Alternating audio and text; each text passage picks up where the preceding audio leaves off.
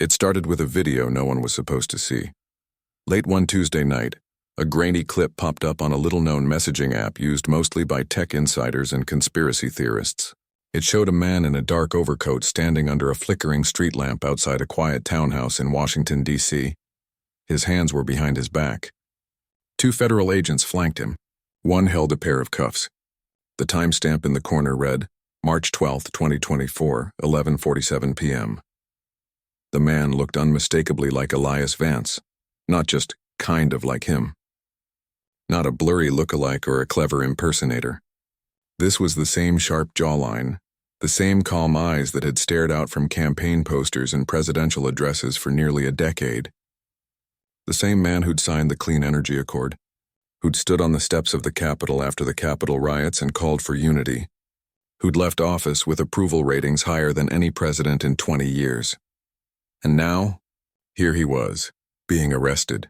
At first, almost no one believed it. The video quality was poor, the audio muffled. It could have been anything. A prank, a deepfake, a scene from some political thriller. People laughed it off.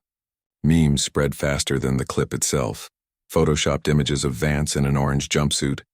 Jokes about presidential parking tickets.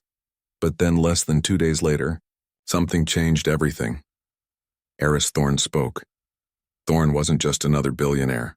He was the founder of Viridian Dynamics, the company that built the world's most advanced truth verification AI, the same system used by courts, newsrooms, and intelligence agencies to detect manipulated media.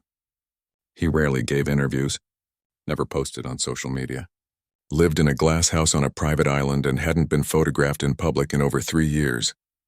But that Thursday morning, at exactly 6:03 a.m. Eastern Time, a single message appeared on Viridian's official feed, signed with Thorne's verified digital key. The arrest happened. The cover-up was deeper. That was it. No explanation, no link. Just 8 words. And just like that, the internet exploded. Within an hour, your Vance arrest was the top trend in 47 countries. News anchors who dismissed the video as fake now scrambled to report on Thorne's statement. Cable networks cut to emergency panels. Former cabinet members were dragged out of retirement for hot takes. Even the current president issued a vague statement urging calm and due process, which only made people more suspicious. Because if it wasn't true, why would Eris Thorne say it? Everyone knew Thorne didn't play games. His whole empire was built on one idea. Truth is fragile, but it can be protected. He'd once shut down a $20 billion product line because it could be used to create undetectable voice clones. He'd testified before Congress 3 times, always with the same message. If you can't prove something is real, you shouldn't treat it as real. So when he said the arrest happened, people believed him, and that belief spread like wildfire. By noon, protesters gathered outside Vance's foundation office in Boston. Some held signs saying, "We trusted you." Others carried banners reading, "What did you hide?" A few just stood silently, faces pale, as if someone had pulled the rug out from under their understanding of the last decade. Vance himself hadn't said a word. His team released a short statement that afternoon. The video circulating online is a sophisticated deepfake created to damage President Vance's reputation and destabilize public trust. We are cooperating with federal authorities to identify those responsible. But the denial felt off, too polished, too fast, like it had been written weeks in advance. Meanwhile, people started digging. A junior reporter at a digital news outlet noticed something strange. The street lamp in the video matched one on Oakwood Lane, a quiet, tree-lined street near Embassy Row. Satellite images from that night showed a black SUV parked outside number 1742. That address belonged to a shell corporation, but public records linked it to a former Secret Service agent who'd worked on Vance's detail until 2023. Then came the audio. Someone isolated the muffled sounds from the video and ran it through open-source noise filters. Beneath the wind and distant traffic, a voice could be heard, calm, low, familiar. "I understand my rights. I acted in the interest of national security." It sounded like Vance, not an impression, not a clone. The slight rasp in his voice when he was tired. The way he paused before saying security, like he was choosing his words carefully. That night, a retired FBI agent appeared on a late-night podcast. He wouldn't say much, but he did say this. If a sitting president is detained, even for a few hours, it's not just paperwork. It's a constitutional earthquake. And earthquakes leave cracks. You can't unfeel them. Back in Washington, lawmakers were panicking. Behind closed doors, senators argued over whether to launch an inquiry. Some feared it would look like a witch hunt. Others worried that ignoring it would make them look complicit. One aide later told a journalist, half the room thought it was a hoax. The other half looked like they'd seen a ghost. And through it all, Eris Thorne stayed silent. No follow-up posts. No interviews. No clarification. Just those 8 words hanging in the air like smoke after a gunshot. People began to wonder, why would Thorne risk his reputation on this? What did he know that no one else did? Rumors swirled. Some said he'd uncovered classified files while auditing government contracts. Others claimed he'd been tipped off by a whistleblower inside the Department of Justice. A fringe theory insisted Thorne and Vance had been secret rivals for years, and this was his revenge. But the truth was simpler and stranger. Thorne hadn't spoken out of anger or ambition. He'd spoken because he'd seen the original footage, not the leaked version, not the edited clip. The full unredacted recording, stored in a secure government server that Veridian Systems had flagged during a routine integrity scan. He'd seen the timestamp, the agent IDs, the reason for detention listed in cold bureaucratic language, unauthorized removal of classified material. And he'd seen something else. In the background of the video, just before the camera cut out, a small device was visible in Vance's coat pocket, a Veridian-made data vault. Model V7, military grade, only issued to top-tier clearance holders. Thorne knew that vault. He'd designed its encryption himself, and it wasn't supposed to be anywhere near a private residence. That's when he realized this wasn't just about an arrest. It was about what Vance had taken, and why he'd risk everything to hide it, but Thorne couldn't say that publicly. Not yet. So he dropped the only breadcrumb he could, the confirmation that the arrest was real, and waited. He knew the world wouldn't stop asking questions now, and he was right.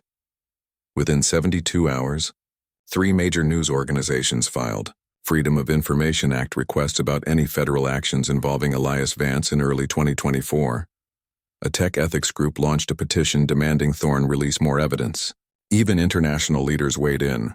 France's president called for transparency in democratic institutions, while China's state media gleefully reposted the video with the headline, American Hero Exposed. Back in Boston, Vance finally broke his silence, not with a press conference, but with a handwritten letter posted on his foundation's website. To those who have stood with me through the years, I see your confusion. I feel your disappointment. What you've seen is real, but it is not the whole story. I made a choice that night. One I believed was necessary to protect this country from a threat most will never know existed. I cannot explain it fully without endangering lives. But I ask you this, when the rules fail, what do? Follow them into darkness, or step outside them to find the light? The letter didn't calm the storm. If anything, it made it worse. Because now it wasn't just about whether he was arrested. It was about what he was hiding, and why a man known for his integrity would choose secrecy over truth. In living rooms, offices, and subway cars across the country, people stared at their screens and asked the same question. What could be so dangerous that a president would risk his legacy and his freedom to keep it quiet? No one had an answer, but everyone had a theory. And in the silence between the headlines and the quiet hum of late-night scrolling, a new kind of fear began to grow. Not of Vance, not of Thorne, but of the system itself. The idea that the truth could be locked away, not by villains, but by people who thought they were doing the right thing. That was the real scandal. Not the arrest, but the silence that followed it. And as the days passed, one thing became clear. This wasn't going to fade away. The video, the statement, the letter, they were just the beginning. Something had been cracked open, and whatever came out next would change everything. Because once you know a secret exists, you can't unknow it. And once you know your heroes are human, you start wondering what else they've hidden. The story should have died down after a week. Scandals usually do. Something flashes across screens, people get angry or shocked for a few days. Then a new headline pushes it away. But this one didn't fade. It grew. A lot of that had to do with one person, a journalist who worked out of a tiny apartment above a laundromat in Baltimore. He wasn't famous, didn't have a big following, but he had patience and a habit of reading government documents like other people read novels. He'd been watching the Vance story from the start, not because he believed the video, but because something about the official silence felt wrong, too neat. Like someone had wiped the floor clean but left a single muddy footprint near the door. So he started digging where no one else was looking. Court records, not the flashy federal cases everyone talked about, but the dry, boring ones, the sealed filings, the administrative logs, the internal tracking numbers that meant nothing to most people. He spent nights scrolling through PDFs with tiny fonts, drinking cheap coffee, cross-referencing dates and case codes. Then, on a rainy Thursday, he found it. Tucked inside a batch of declassified Justice Department summaries from early 2024 was a single line. Warrant executed under Seal's case. G240312, charge, obstruction of justice, unauthorized data extraction, subject redacted. The date, March 12, 2024, matched the arrest video exactly. His hands went cold. He double-checked the source. It was real. Not a leak. Not a rumor. An official document, buried in a routine transparency report that no one had bothered to read. The case number even aligned with internal logs from the Cyber Integrity Unit, a little-known division created after the last election to investigate digital interference. He didn't publish it right away. He knew if he got this wrong, his credibility would vanish, so he called in a favor from a former colleague who still had contacts inside the Justice Department, not to ask for secrets, just to confirm the unit existed, and that it handled high-level digital evidence. The answer came back the next morning. Yes, and they don't deal with small stuff. That was enough. He wrote the story carefully. No wild claims, just facts. A sealed warrant, a matching date, a redacted name, and a unit known for handling national security-level cyber cases. He titled it simply, The Paper Trail Behind the Vance Arrest. It went live at 7 a.m. By noon, it was everywhere. What made it stick wasn't just the evidence, it was what it implied. If the government had issued a warrant for obstruction and data theft on that exact night, then the arrest wasn't a mistake. It wasn't a prank. It was real, and it had legal weight behind it. People started asking, what data? Who was he obstructing? And why seal it? Then Eris Thorne did something unexpected. He didn't post another cryptic message. Instead, Viridian Dynamics quietly released a public data package labeled Aegis Project Audit Logs, partial. It wasn't dramatic. Just rows of timestamps, system access records, and fragmented command lines. To most people, it looked like computer gibberish, but to tech experts, it was a bomb. Aegis had been President Vance's pet project during his second term, a government AI system designed to monitor foreign cyber threats in real time. It was hailed as a breakthrough, smart enough to spot hacking patterns before attacks happened, but built with strict privacy safeguards. Vance had personally championed it in speeches, calling it a shield, not a spy. But the logs Thorne released told a different story. They showed that in late February 2024, someone with top-level clearance, user ID EV01, ordered the deletion of an entire data stream labeled Operation Nightingale. The deletion wasn't just removal, it was erasure, overwritten, encrypted, and scrubbed from backups. Standard protocol for compromised systems, but this wasn't marked as compromised. It was marked as verified threat. Even stranger, the logs showed that right after the deletion, Aegis flagged a critical integrity breach and shut itself down for 36 hours, the longest downtime in its history. Experts pieced it together fast. Someone, almost certainly Vance, given the user ID, had wiped evidence of a confirmed foreign cyber operation. Not just any operation, one serious enough that the AI itself raised alarms. And then came the kicker. A cybersecurity professor at MIT cross-referenced Operation Nightingale with old intelligence briefings and found a match. It was the code name for a suspected campaign by a foreign power to infiltrate U.S. voting infrastructure in swing states. Not just emails or websites, actual ballot counting systems. The kind of thing that could throw an election or start a war if exposed recklessly. So now the picture shifted. This wasn't about corruption or personal gain. It was about something far more complicated. A president who discovered proof that a hostile nation had already breached the machinery of American democracy and chose to hide it. Why? Because going public could have caused chaos, panic at the polls, states refusing to certify results, allies losing faith, maybe even violence. Vance might have believed that silence was the only way to buy time, to fix the holes quietly, without lighting a fuse under the whole system. But in doing so, he broke the law, and someone arrested him for it. The public reaction split down the middle. Some called him a traitor. He swore an oath to uphold the law, one veteran said on a news panel, voice shaking. You don't get to pick which parts matter. Others called him a hero. Would you rather have truth or stability? A teacher wrote in a viral post. He chose stability so we wouldn't tear ourselves apart. Meanwhile, Vance stayed quiet. He didn't defend himself. Didn't attack Thorne. Just let the pieces fall where they may. But behind the scenes, things were moving fast. The current Attorney General, appointed after Vance left office, faced mounting pressure to reopen the case. Congressional committees demanded access to the sealed files. Even members of Vance's own party were torn. Some wanted to protect his legacy. Others feared being seen as complicit in a cover-up. Then a new detail leaked. The arresting agents hadn't acted alone. They'd been ordered by a special counsel, a retired judge brought in secretly after the Aegis anomaly was detected. That judge had signed off on the detention, but only after Vance refused 3 times to turn over the data he'd removed.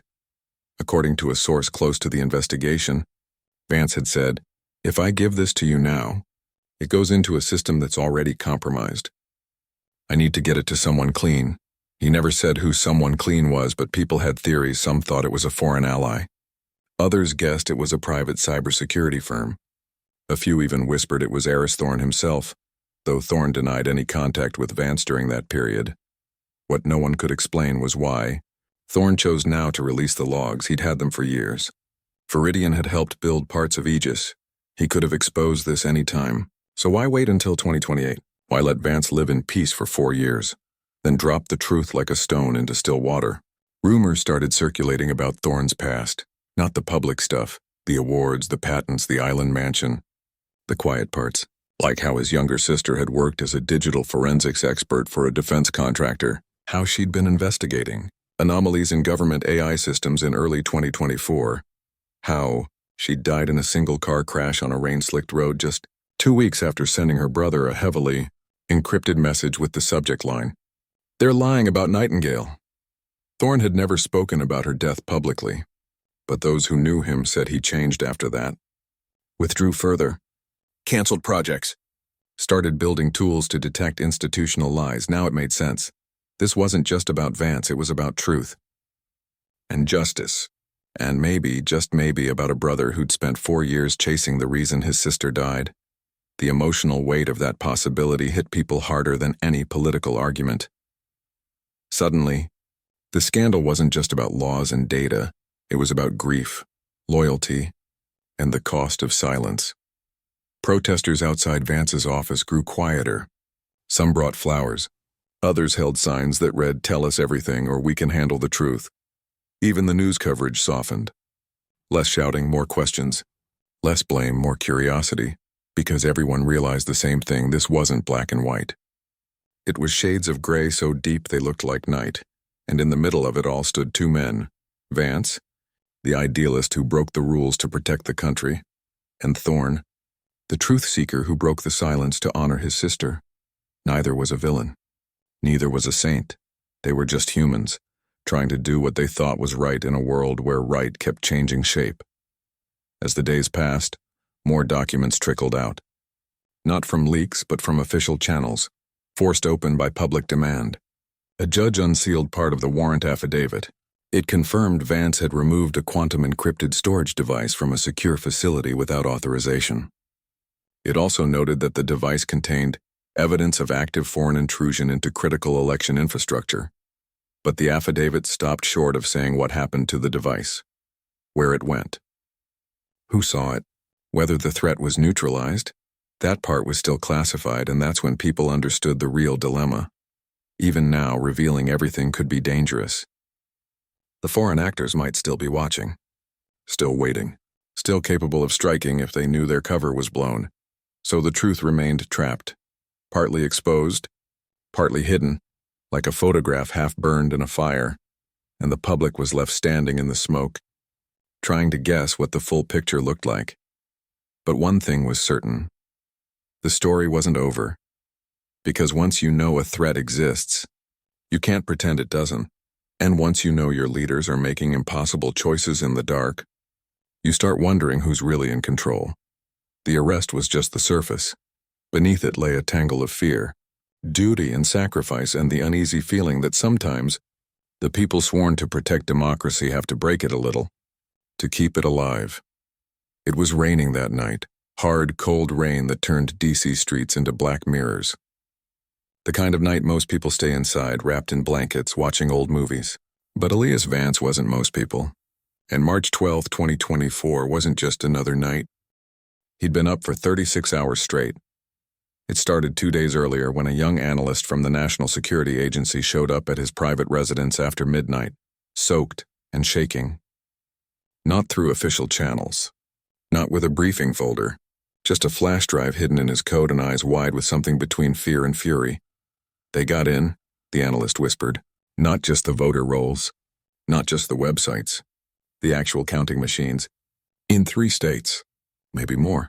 Vance didn't react at first. He just made coffee, sat the analyst down, and listened. What he heard chilled him deeper than the rain ever could. A foreign intelligence service, long suspected but never proven, hadn't just probed U.S. election systems.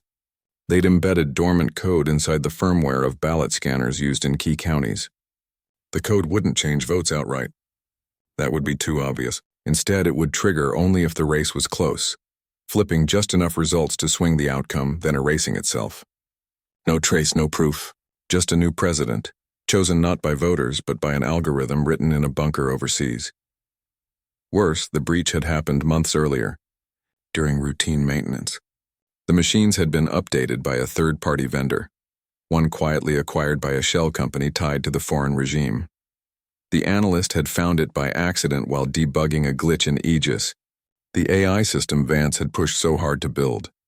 The AI had flagged strange data echoes, tiny inconsistencies in vote tallies that shouldn't exist.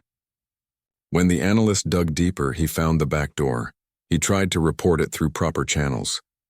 But his supervisor shut him down, said it was too sensitive, that higher-ups were already handling it, but the analyst knew better. He'd seen the logs. No one was handling it. They were burying it, afraid that if the public found out, trust in elections would collapse overnight. So he came to Vance, the one man he thought might actually do something. Vance read the files, checked the code samples, verified the vendor trail. It was all real, and it was catastrophic. He called his chief of staff, his national security advisor, even the attorney general. But every call hit a wall of hesitation. We need more proof, they said. We can't go public without certainty. This could trigger panic. The election is in 8 months. What do you want us to do, cancel it? Vance sat alone in his study after midnight, staring at the rain-streaked window. He thought about his oath, not just to uphold the Constitution, but to protect the people. And he realized something terrible. The system wasn't built for this.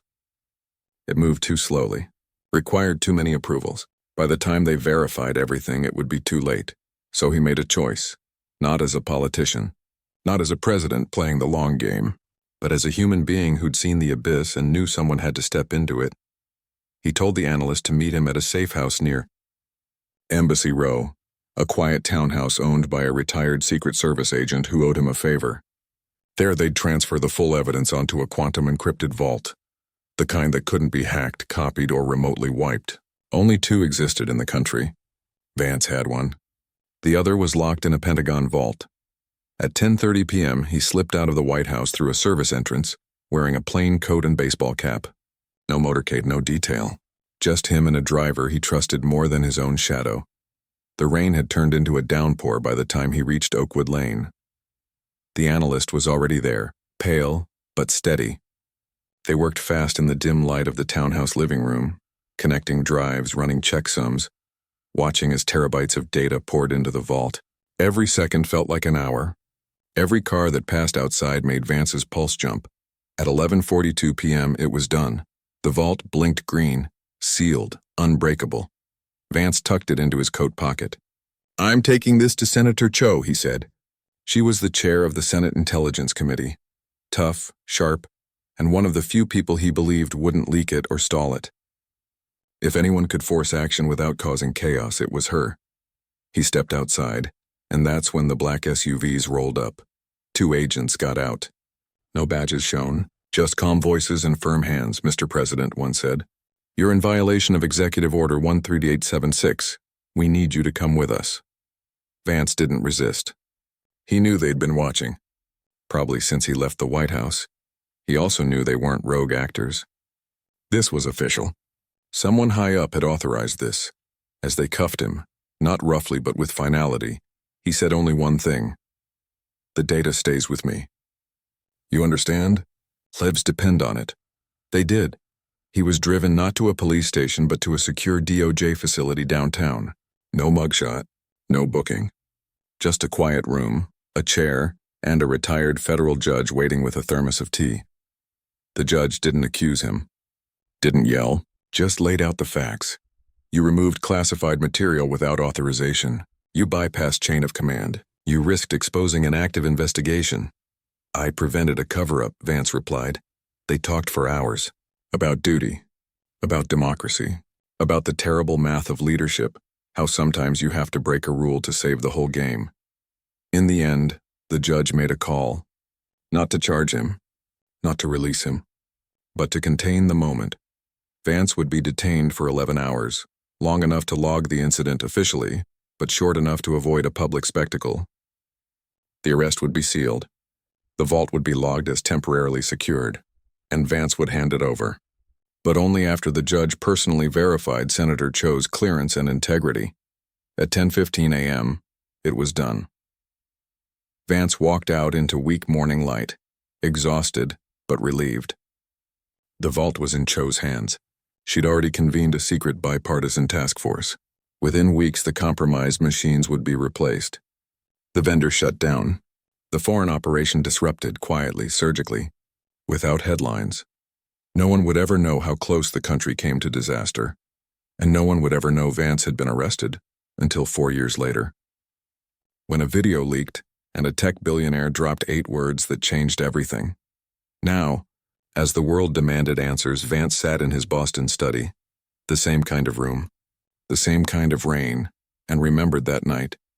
He didn't regret what he'd done, but he wondered if he'd been naive, because the truth he'd tried to protect hadn't stayed safe. It had festered in the dark, and now, when it finally surfaced, it wasn't healing the country, it was tearing it apart. People weren't asking, was the threat real? They were asking, can we trust anyone? That was the real cost, not his reputation, not his legacy, but the fragile thing he'd been trying to save all along: faith in the system. Back in 2024, he'd believed silence was the price of stability. Now he wasn't so sure. Because silence, it turned out, could rot a democracy from the inside, and maybe, just maybe, Eris Thorne understood that better than anyone. Maybe Thorne wasn't trying to destroy Vance. Maybe he was trying to force the country to grow up, to stop pretending leaders are perfect, to accept that hard choices get made in shadows, and to learn how to face the truth even when it hurts. Vance looked at the vault sitting on his desk now, empty, but still gleaming under the lamp.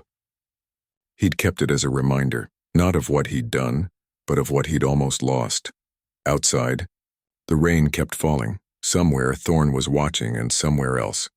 The foreign actors were probably watching too, waiting to see if America would crumble under the weight of its own secrets. But Vance knew one thing for certain. If he had to do it all again, he'd walk out into that rain. He'd take the vault. He'd face the agents, because some truths are too dangerous to leave in the hands of bureaucracy, and some silences are too loud to keep. Eris Thorne didn't hold press conferences. He didn't do interviews. He didn't even have a public email address. But when he decided to speak, the world listened because he never spoke unless he had proof. And this time he didn't just have proof. He had everything. 3 days after the public learned about the sealed warrant and the Aegis logs, Thorne did something no one expected. He didn't leak more documents or drop cryptic hints. Instead, he announced a live global broadcast, streamed directly from Viridian's secure server, bypassing all social media platforms, all news networks, all filters. Just raw video, end-to-end encrypted, viewable by anyone with an internet connection. The message was simple. The full truth. No edits, no spin. Watch it yourself. At 8 p.m. Eastern Time, millions tuned in. Not just journalists and politicians, regular people. Teachers, nurses, truck drivers, students. Anyone who'd spent the last week wondering what really happened that rainy night in 2024. What they saw wasn't a slick production. Just a dimly lit room. Thorne sitting at a plain wooden table wearing a gray sweater, looking older than his years. Behind him, a large screen flickered to life. First, the full arrest footage, uncropped, unaltered. Clearer than the leaked version. You could see Vance's breath in the cold air, the raindrops on his coat, the tired resolve in his eyes. Then came the audio, cleaned and verified. I acted in the interest of national security. The data in my possession is the only intact copy of Operation Nightingale. If it's compromised, the election is compromised. Next, Thorne played internal Justice Department recordings, legally obtained, he assured viewers, through a court-authorized transparency request. The retired judge's voice calm but firm. You understand you're violating protocol, Mr. President? And Vance's reply, I understand, but protocol failed us. Then came the hardest part. Thorne pulled up a photo on the screen. A young woman with warm eyes and a quiet smile. This is my sister, he said, his voice softer now, almost fragile. She worked in digital forensics. In early 2024, she found anomalies in the Aegis system, signs that someone was deleting critical threat data. She tried to report it. No one listened. He paused, swallowed hard. 2 weeks later, her car skidded off a wet road. The official report called it an accident. But her last message to me said, if something happens to me, check Nightingale. I didn't believe it at first. Grief makes you see patterns that aren't there. But then I dug deeper, and I found the truth. He showed logs. Her login attempts blocked. Her security clearance quietly downgraded. Her emails flagged by an internal watchdog AI. Not because she'd done anything wrong, but because she'd gotten too close to something powerful people wanted buried. I spent 4 years verifying every byte, Thorne said. Not to hurt President Vance, but to honor her. And to make sure no one else disappears for asking the right questions. The broadcast didn't end with accusations. It ended with evidence. Hundreds of gigabytes of verified data, released into a public archive anyone could access. Court logs, system timestamps, vendor contracts. Even redacted intelligence summaries that, when pieced together, painted a clear picture. A real threat, a desperate act, a secret arrest, and a cover-up meant to preserve stability. Within an hour, newsrooms around the world were analyzing the files. Experts confirmed their authenticity. Former intelligence officials admitted, off the record, that the threat had been real and far worse than they'd let on. But the real earthquake came from the public. People weren't just angry or confused anymore. They were heartbroken, because now they saw it wasn't about corruption or ego. It was about fear, about good people making impossible choices in the dark, and about a system so afraid of chaos that it chose silence over truth, even when silence cost lives. Senator Cho, the one Vance had trusted with the data back in 2024, stepped forward the next morning. She held a press conference, not in a grand hall but in a small community center, standing beside ordinary citizens. I knew about the breach, she admitted, voice steady. I helped coordinate the quiet fix. We replaced machines, cut ties with the vendor, disrupted the foreign network. And we did it without panic, but we also sealed the truth. And that was our mistake. She announced a new bill, the Transparency in Executive Actions Act, which would require any future president who bypasses protocol for national security to notify a bipartisan oversight panel within 24 hours. No more solo decisions in the shadows. No more sealed arrests. The bill gained support fast. Even members of the opposition backed it. Because everyone on both sides had seen how dangerous secrecy could be. even when it came from someone they admired. But not everyone was ready to move forward. Powerful voices pushed back. Former intelligence directors warned that too much transparency would paralyze future leaders. Lobbyists whispered in hallways, urging lawmakers to let the past stay buried. One cable news host called Thorne a reckless vigilante who'd endangered national security by exposing old wounds. Thorne didn't respond to any of it. Instead, he did something quieter and more powerful. He shut down Viridian's surveillance division, not just scaled it back, completely dissolved it, fired no one, offered every employee a transfer or a generous severance. But the tools that could track, predict, and profile citizens, gone. The contracts with federal agencies, terminated. The patents, released into the public domain. In a short statement he wrote, "No single person or company should hold the power to decide what truth looks like. If we want democracy to survive the age of AI, we must give that power back to the people." The move stunned the tech world. Viridian's stock plummeted.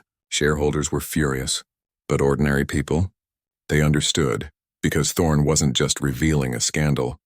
He was making a sacrifice.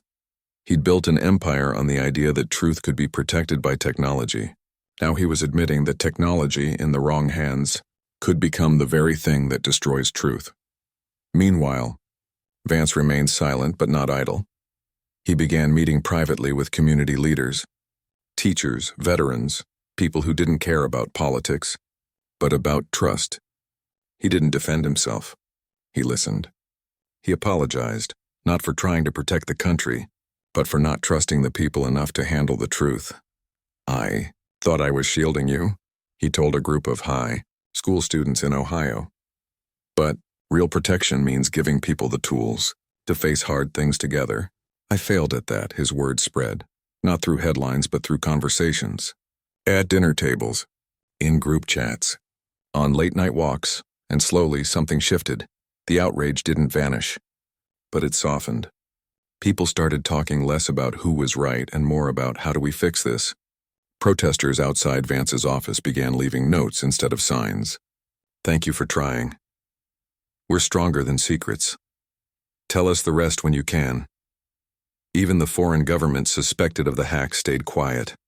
Maybe they realized that exposing their operation now would only make them look weak. Or maybe they saw that America, for all its fractures, was choosing honesty over fear. Back in his glass house on the island, Thorne watched it all unfold, not with satisfaction, but with quiet relief. He hadn't wanted to destroy a hero. He'd wanted to remind the world that heroes are human, that systems fail, that truth isn't a weapon, it's a responsibility, and that sometimes the bravest thing you can do is let the light in even if it burns. As the weeks passed, the scandal didn't fade, but it transformed. It became a lesson, not just a headline. Schools started teaching it in civics classes. Tech companies rewrote their ethics policies. Lawmakers held town halls about transparency, and in the middle of it all stood two men, Vance, who broke the rules to save democracy, and Thorne, who broke the silence to save truth. Neither claimed victory, but together, without ever speaking to each other, they'd done something rare. They'd made the country look in the mirror, and for the first time in a long time, people didn't look away. The hearing room was quiet, not the tense silence of anger, but the heavy kind that comes after a storm has passed. Sunlight streamed through tall windows, catching dust motes in the air. Outside, the cherry blossoms were in full bloom, pink and fragile against the stone buildings of Washington. Elias Vance walked in alone.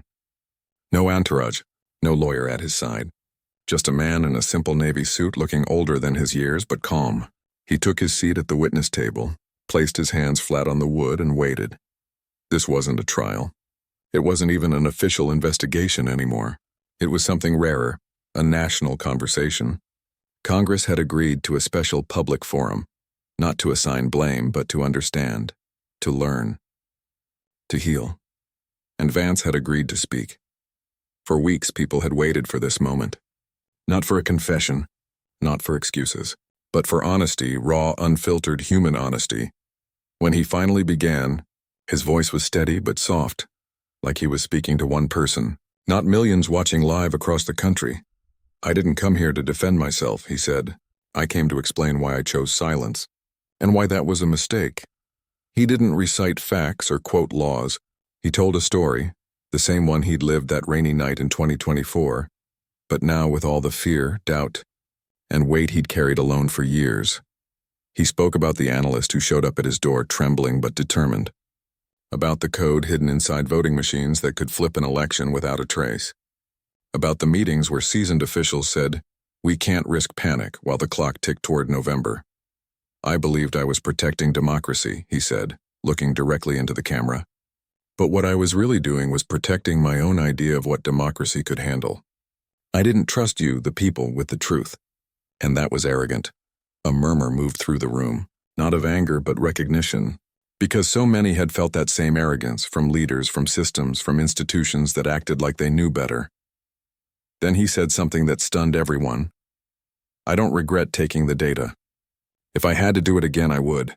But I regret not telling you afterward, not because I owed you a confession, but because you deserve the chance to decide together how to respond. Democracy isn't just about voting. It's about facing hard truths as one." He paused, and for the first time his voice cracked. I thought silence was strength. But it's just another kind of fear. When he finished, there was no applause. Just silence again, deeper this time. The kind that comes when something real has been said. Later that day, Eris Thorne watched the testimony from his island. He didn't comment. Didn't post anything. But those who knew him said he sat by the window for hours staring at the ocean, as if finally letting go of a burden he'd carried since his sister's death. He'd gotten what he wanted. Not revenge, not fame, but accountability. And more than that, change. Because the fallout from the scandal had already reshaped the country in quiet, lasting ways. Senator Cho's Transparency and Executive Actions Act passed with overwhelming support. For the first time, any president who bypasses protocol for national security must notify a bipartisan oversight panel within 24 hours. No more secret detentions, no more sealed warrants without review. The law wasn't perfect, but it was a start. Tech companies followed suit. Inspired by Thorne's move, 3 major firms announced they were sunsetting their most invasive surveillance tools. One even created an independent ethics board made up of teachers, nurses, and community organizers, not just engineers and executives. Schools began teaching digital literacy not just as a skill, but as a civic duty. Students learned how to spot deepfakes, question sources, and understand that truth isn't always a single headline. It's a process, messy and slow, and people started talking to each other again, not just shouting past one another on screens, but listening. In coffee shops, in neighborhood meetings, in online forums that banned outrage and rewarded curiosity. The scandal hadn't torn the country apart. It had strangely stitched it back together, thread by thread, truth by truth. Vance didn't return to public life. He moved to a small coastal town, bought a modest house near the water, and started writing, not memoirs but letters. To students, to veterans, to anyone who wrote him with questions about leadership, fear, or forgiveness. He never gave interviews, but his words spread quietly like seeds in the wind. Thorne, meanwhile, disappeared from public view entirely. Viridian Dynamics still existed, but it was different. Smaller, humbler, focused on open-source tools that helped communities verify information themselves. Rumor had it he'd moved to a cabin in the mountains, working on a new project, an AI that didn't predict what people wanted to hear, but helped them ask better questions. Years later, a journalist asked a former White House aide what the real lesson of the whole ordeal was. The aide thought for a long time, then said simply, "That trust isn't built by hiding the hard parts. It's built by showing up with them and saying, 'Let's figure this out together.'" And maybe that was the true ending, not a punishment. Not a victory, but a shift in understanding. Because the scandal behind the arrest wasn't really about one man breaking the law. It was about a system that asked its leaders to carry unbearable weight alone, and a society that forgot it was supposed to share the load. Now, people remembered. They knew leaders would still face impossible choices. Threats would still hide in the shadows. Secrets would still tempt those in power. But they also knew something else. Silence doesn't protect democracy. Truth does, even when it's messy, even when it hurts, even when it comes too late. And sometimes the bravest thing a leader can do is admit they were wrong. As the sun set over Washington that evening, the cherry blossoms glowed gold in the fading light. Tourists walked by laughing. Kids rode bikes. Life went on, not because the truth had been easy, but because it had been faced. In a quiet corner of the city, a teacher showed her students the full archive of the Aegis logs, not to scare them, but to teach them how to think. This, she said, is what happens when good people make hard choices in the dark. Your job isn't to judge them. It's to make sure the next time we bring the light. And somewhere far away, two men, one in a seaside town, one in a mountain cabin, let out long breaths they'd been holding for years. The storm had passed, and the country, scarred but stronger, stepped into the sun.